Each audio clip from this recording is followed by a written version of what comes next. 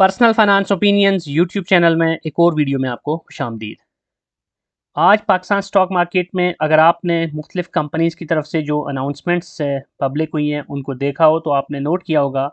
कि बहुत सारी ऐसी कंपनीज़ हैं जिन्होंने अपने ऑथोराइज्ड कैपिटल में इजाफे का ऐलान किया है। अब सवाल ये पैदा होता है कि ऑथोराइज्ड कैपिटल होता क्या है और इससे किसी भी कंपनी के शेयर होल्डर्स को क्या फ़ायदा या नुकसान हो सकता है अगर ऑथोराइज्ड कैपिटल इंक्रीज़ होता है या डिक्रीज़ होता है। इस वीडियो में ऑथराइज्ड कैपिटल और इससे जो एसोसिएटेड दीगर इन्फॉर्मेशन या दीगर टर्म्स हैं उनको डिटेल में डिस्कस किया जाएगा। सबसे पहले हम बात करते हैं कि ऑथराइज्ड कैपिटल होता क्या है। स्टॉक मार्केट में जब भी कोई कंपनी लिस्ट होती है या पब्लिक होती है और वो अपने शेयर्स सेकेंडरी मार्केट में फ्लोट करने जा रही होती है तो उसके लिए एक ज़्यादा से ज़्यादा शेयर्स फ्लोट करने की एक हद मुतय्यन की जाती है और उसके मेमोरेंडम ऑफ अंडरस्टैंडिंग में और उसकी जो रजिस्ट्रेशन होती है उस सारे में ये चीज़ें मुतय्यन की जाती हैं। और फिर ये जो ज़्यादा से ज़्यादा जो शेयर्स वो अपने फ्लोट कर सकती है based on the face value, उसके हिसाब से एक ऑथोराइज्ड कैपिटल होता है कि कितनी वो अमाउंट है जिसकी हद तक ये कंपनी अपने शेयर्स स्टॉक मार्केट में फ्लोट कर सकती है। फॉर एग्जांपल अगर किसी कंपनी की जैसे पाकिस्तान स्टॉक मार्केट की बात की जाए तो ज़्यादातर कंपनीज़ की जो शेयर की फेस वैल्यू या पार वैल्यू जिसको बोलते हैं या नॉमिनल वैल्यू बोलते हैं वो 10 रुपये होती है। तो इस लिहाज से जितना भी उस कंपनी का ऑथोराइज्ड कैपिटल है उसको अगर आप 10 से डिवाइड करें तो आपको पता चलता है कि इतने नंबर ऑफ़ शेयर्स हैं जो कि मैक्सिमम सीलिंग है या मैक्सिमम कैपेसिटी है इस कंपनी की जो कि वो स्टॉक मार्केट में फ्लोट कर सकती है। अब ये जो मैक्सिमम सीलिंग है यही उस कंपनी का ऑथोराइज्ड कैपिटल कहलाती है। अब कोई भी कंपनी जब अपना ऑथोराइज्ड कैपिटल बढ़ा रही होती है तो इसका मतलब ये होता है कि वो कंपनी अपने फ्यूचर को देख रही है, क्योंकि ऑथोराइज्ड कैपिटल ज़रूरी नहीं कि सारे का सारा जितना आपका ऑथोराइज्ड कैपिटल है उतने उसी हिसाब से आप अपने शेयर्स फ्लोट कर दें, बल्कि नॉर्मली यही होता है कि कंपनी उससे कदरे कम शेयर्स को अपने करंटली मार्केट में फ्लोट करती हैं, यानी कि उसके जो शेयर्स सब्सक्रिप्शन के लिए अवेलेबल होते हैं, जो उसने अपने आईपीओ में दिए होते हैं या फिर बाद में राइट शेयर्स इशू किए होते हैं या बोनस शेयर्स दिए होते हैं, किसी भी मद में उस कंपनी के जो शेयर स्टॉक मार्केट में आते हैं वो एक्चुअल जो उसका ऑथोराइज्ड कैपिटल होता है उससे काफ़ी कम होते हैं, क्योंकि कंपनी ने फ्यूचर को देखना होता है कि फ्यूचर में भी अगर इस कंपनी को ज़रूरत पड़ती है अपना इक्विटी फाइनेंसिंग की through issuance of right share और थ्रू अनदर सेकेंडरी आईपीओ या किसी भी तरीके से, या फिर बोनस शेयर्स देने के लिए उसको शेयर्स चाहिए, तो इन इस सारी सूरत हाल में कंपनी जो अपने ऑथोराइज्ड कैपिटल का कुछ हिस्सा है वो अपना अपने रिजर्व रखती है और सिर्फ और बाकी जो हिस्सा होता है उसको वो अपने शेयर्स इशू करने के लिए यूज़ करती है। अब इसमें इम्पॉर्टेंट चीज़ ये है कि जो ऑथोराइज्ड कैपिटल होता है इसके साथ जो रिलेटेड टर्म्स हैं वो अंडरस्टैंड करना भी ज़रूरी है, जिसमें एक और टर्म होती है इशूड कैपिटल। अब जैसे मैंने बात की कि किसी भी कंपनी का जो ऑथोराइज्ड कैपिटल होता है उसमें से कुछ हिस्सा वो कंपनीज अपने शेयर्स का फ्लोट करती हैं और बाकी की जो कैपेसिटी होती है वो अपने पास रिटेन रखती हैं। तो वो शेयर्स कैपिटल जो कि उस कंपनी ने इशू कर दिया या जिसको शेयर होल्डर्स ने सब्सक्राइब कर लिया उसको बोलते हैं इशूड कैपिटल। अब यहाँ पर हम एक एग्जांपल के ज़रिए इस चीज़ को मज़ीद समझने की कोशिश करते हैं। हम किसी एक हाइपोथेटिकल कंपनी को यहाँ पे ले लेते हैं, एबीसी उसको बोलते हैं, और उसका जो टोटल ऑथराइज्ड कैपिटल है मेमोरेंडम ऑफ एसोसिएशन के मुताबिक या उसकी जो रजिस्ट्रेशन हुई उसके मुताबिक वो है 100 मिलियन रुपए। अब 100 मिलियन रुपीस ऑथराइज्ड कैपिटल का मतलब ये हुआ कि ये जो कंपनी है ये 10 रुपए की चूँकि इसकी शेयर की फेस वैल्यू है, तो इट मीन्स के 100 मिलियन को आप 10 से डिवाइड करें तो जितना नंबर आता है वो उसकी मैक्सिमम पॉसिबल वैल्यू है कि कितने नंबर ऑफ़ शेयर्स वो कंपनी अपने शेयर मार्केट में फेंक सकती है। अब इस कंपनी की जो एग्जांपल हम ले रहे हैं उसकी हम ये अज़म्पशन लेते हैं कि इसके इशूड जो शेयर्स हैं अब तक वो हैं 800,000, यानी कि 8 लाख। अब 8 लाख का मतलब ये है कि फेस वैल्यू ऑफ 10 के साथ इसको अगर मल्टीप्लाई बाय 10 करते हैं तो बनता है 8 मिलियन रुपए।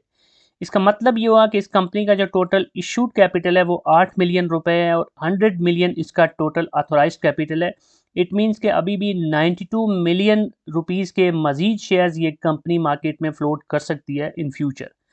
तो इस एग्जांपल के ज़रिए आपको क्लियर हो गया होगा कि कंपनी के जो इशूड शेयर्स होते हैं या इशूड कैपिटल होता है वो और वो जो उसका ऑथराइज्ड कैपिटल होता है उसका आपस में क्या रिलेशनशिप बनता है।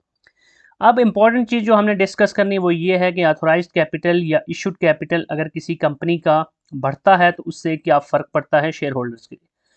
अब कोई भी कंपनी है, उसके जो शेयर्स आपने लिए होते हैं तो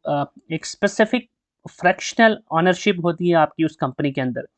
एक एग्जांपल है कि अगर इस एक कंपनी है, उसकी टोटल 100 शेयर्स हैं, तो उसमें से अगर आपने 5 शेयर लिए हुए हैं तो इट मीन्स कि आप 5% ओनरशिप उस कंपनी के अंदर रखते हैं। अब जब भी कोई कंपनी अर्निंग करेगी तो वो 5%, अगर वो डिविडेंड अनाउंस करती है एज एन एग्जांपल, तो 5% शेयर होल्डिंग के हिसाब से आपकी उसके अंदर ओनरशिप बनती है। और उसकी जो अर्निंग पर शेयर है वो भी जो उसकी जो टोटल अर्निंग है उसको उसके जो टोटल नंबर ऑफ शेयर्स हैं उसके साथ डिवाइड करके बनती है। तो 100 शेयर्स के हिसाब से जो उसकी अर्निंग होगी, अब फ्यूचर में अगर उस कंपनी के शेयर 1000 हो जाते हैं और उतनी ही अर्निंग होती है तो वो डिवाइड होगी 1000 से। तो इट मीन्स कि जब 100 शेयर्स थे तो उसकी जो अर्निंग थी वो अर्निंग पर शेयर ज़्यादा बन रही थी, 1000 शेयर्स होने की वजह से उसकी अर्निंग पर शेयर कम बन रही है। तो बेसिकली कोई भी कंपनी जितने ज़्यादा शेयर्स अपने जारी करती है सेकेंडरी मार्केट में, तो उसका शेयर उतना ही डाइल्यूट होना शुरू हो जाता है। तो शेयर डाइल्यूट होता है तो उससे एक तो अर्निंग पर शेयर के ऊपर फ़र्क आता है, और दूसरी चीज़ ये है कि आपकी चूँकि ओनरशिप की जो फ्रैक्शन है वो कम हो जाती है। तो जो कॉमन शेयर होल्डर्स होते हैं जिनके पास वोटिंग राइट्स होते हैं, तो आपके वोटिंग राइट्स भी उस हिसाब से कम हो जाते हैं। अब एग्जांपल जैसे पहले मैंने दी थी कि 100 शेयर्स में से अगर आपके पास 5 शेयर्स हैं तो इसका मतलब है कि आपके अगर 5 वोट्स हैं तो उसकी वेटेज 5% बनती है। इसके बरक्स अगर किसी कंपनी के शेयर्स 1000 हैं तो उसमें से अगर आपके पास 5 शेयर्स हैं तो आपकी परसेंटेज उससे कम हो जाती है। और जितने ज़्यादा कंपनी शेयर्स अपने फ्लोट करती जाएगी उतने ही आपकी जो उसके अंदर ओनरशिप है या वोटिंग राइट्स हैं वो कम होते जाएंगे। अब ये तो इसका एक पहलू हो गया जिसको हम नेगेटिव पहलू कहेंगे, और यही वजह है कि जब भी कोई company for example right shares issue करती है या इवन के उसके किसी भी लिहाज से वो सेकेंडरी आईपीओ कर रही है या वो अपने बोनस शेयर्स बहुत ज़्यादा देना शुरू हो जाती है, तो कंपनी का जो शेयर है उसकी वैल्यू गिरना शुरू हो जाती है क्योंकि कंपनी का शेयर डाइल्यूट होना शुरू हो जाता है। लेकिन इम्पॉर्टेंट पॉइंट ये भी है कि कोई भी कंपनी जब शेयर्स इशू कर रही होती है या अपना जो इशूड कैपिटल है उसको बढ़ा रही है, उसके लिए पहले वो ऑथोराइज्ड कैपिटल को बढ़ाती है। जब भी कोई कंपनी ऑथोराइज्ड कैपिटल को बढ़ाती है तो हमें ये समझ जाना चाहिए कि अब इन फ्यूचर ये कंपनी शायद अपना इशूड कैपिटल भी थ्रू राइट शेयर्स और थ्रू एनी मीन बढ़ाने का इरादा रखती है। तो जब कोई कंपनी अपने शेयर्स को बढ़ाती है तो उसका जो बेसिक मकसद होता है वो ये होता है कि उस कंपनी ने इक्विटी फाइनेंसिंग करनी होती है। अब अगर पाकिस्तान की बात करें तो पाकिस्तान में इस वक्त जो इंटरेस्ट रेट है वो बहुत ज़्यादा है। तो कोई भी कंपनीज़ हैं उनको अपनी जो फाइनेंसिंग की नीड्स हैं वो पूरी करने के लिए दो में से एक ही ऑप्शन यूज़ करना पड़ता है। या तो उन्हें डेट फाइनेंसिंग करनी पड़ती है, यानी बैंकों से या जो भी लेंडिंग ऑप्शंस हैं उनको यूज़ करते हुए उन्होंने इसी जो एग्रीड इंटरेस्ट रेट है या जो ऑनगोइंग इंटरेस्ट रेट है उसके ऊपर उन्होंने कर्जा लेना होता है, तो वो उनको महंगा पड़ता है। उसके बरक्स अगर वो इक्विटी फाइनेंसिंग की तरफ जाते हैं और शेयर्स इशू करते हैं, तो उसकी बेसिस पे जो उनको पैसा मिलता है, अगर तो वो कंपनी उस पैसे को अच्छी तरह यूटिलाइज़ करती है, क्योंकि कंपनीज़ को अपने ऑपरेशंस को रन करने के लिए, ग्रोथ के लिए, एक्सपेंशन के लिए पैसा चाहिए होता है। तो अगर उस पैसे को वो बेहतर तौर पे यूज़ कर लेते हैं तो इन द लॉन्ग टर्म आप एज़ अ शेयर होल्डर फ़ायदा ही उठाएँगे, क्योंकि कंपनी अगर ग्रो करेगी, कंपनी अच्छा परफ़ॉर्म करेगी तो इट मीन्स उसकी अर्निंग में इज़ाफ़ा होगा। जब उसकी अर्निंग में इज़ाफ़ा होगा तो कॉन्सिक्वेंटली उस शेयर की वैल्यू भी बढ़ेगी और उसमें से आपको जो डिविडेंड मिल रहा होता है वो भी बढ़ना शुरू हो जाएगा।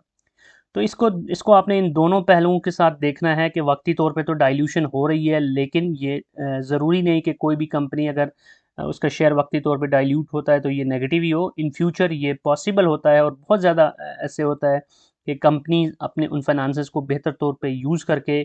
अपनी जो भी उनकी करंट लायबिलिटीज़ होती हैं उनको भी वो कवर अप कर लेती हैं, प्लस अपनी जो ग्रोथ होती है उसको भी बेहतर तौर पे फाइनेंस कर लेती हैं, और इन द लॉन्ग रन फिर उसका शेयर होल्डर्स को फ़ायदा होता है। तो इस चीज़ को आपने ज़हन में रखना है कि अभी जो मैं बात कर रहा था, दोनों पॉइंट्स पॉजिटिव या नेगेटिव, ये दोनों जो हैं इनका ताल्लुक इशूड कैपिटल से है, इसका डायरेक्टली ऑथोराइज्ड कैपिटल से नहीं है। ऑथोराइज्ड कैपिटल अगर बढ़ भी गया है तो इट मीन्स कि कंपनी ने सिर्फ अपनी फ्यूचर नीड्स को जहन में रखा है कि फ्यूचर में उसको शायद अपना कैपिटल बढ़ाना है तो उसके लिए उसको वो यूज़ कर सकती है। ये ऐसे ही है कि आपके पास एक ग्लास है तो उसकी जो पूरी कैपेसिटी है उसमें से आपने कुछ स्पेसिफिक कैपेसिटी को फिल कर लिया, इट मीन्स कि वो आपका इशूड कैपिटल है, लेकिन स्टिल आपके पास गुंजाइश मौजूद है। तो अब ऑथोराइज्ड कैपिटल अगर बढ़ गया है तो आपने बस ये जहन में रखना है कि इन फ्यूचर अब इस कंपनी के पास मज़ीद गुंजाइश मौजूद है कि ये इक्विटी फाइनेंसिंग का सहारा ले सकती है। लेकिन जब वो इश्यूड कैपिटल में कन्वर्ट हो जाता है, यानी कंपनी वाकई में अपने शेयर्स को स्टॉक मार्केट में सब्सक्रिप्शन के लिए फेंक देती है, राइट शेयर्स की फॉर्म में या किसी भी फॉर्म में, तो उसके बाद ही एक्चुअल डाइल्यूशन होती है और फिर ही आपने देखना होता है कि अब आप अगर तो लॉन्ग टर्म इन्वेस्टर हैं और आप समझते हैं कि इस कंपनी में इतना पोटेंशियल है, इसमें इतनी जान है, इसकी मैनेजमेंट स्ट्रांग है और इसका जो बिज़नेस है वो एक्चुअल में एक ऐसा फ्यूचरिस्टिक बिज़नेस है जो कि ग्रोथ का पोटेंशियल रखता है, तो फिर तो आप long as a long term investor इसमें परेशान होने की ज़रूरत नहीं है। लेकिन अगर आप शॉर्ट टर्म सोच रहे हैं और नियर फ्यूचर में आप इस कंपनी के शेयर्स में से एग्जिट का सोच रहे थे या कुछ भी, तो आपने ये जहन में रखना है कि जो डाइल्यूशन का फैक्टर है इसकी वजह से वक्ती तौर पर ज़रूर इस कंपनी के शेयर में एक डेंट आएगा। तो that's it from this video. In future इस तरह के जो दीगर कॉन्सेप्ट्स हैं स्टॉक मार्केट से रिलेटेड, उनके ऊपर मजीद वीडियोस बनाई जाएंगी। कोई भी आप टॉपिक है जिसके ऊपर चाहते हैं कि वीडियो बनाई जाए या उसको कवर किया जाए, तो उस बारे में भी आप कमेंट सेक्शन में लिख सकते हैं। और अगर आपको ये वीडियो पसंद आई है तो चैनल को सब्सक्राइब करना, बेल आइकन को प्रेस करना, वीडियो को लाइक करना मत भूलिएगा। Thank you very much.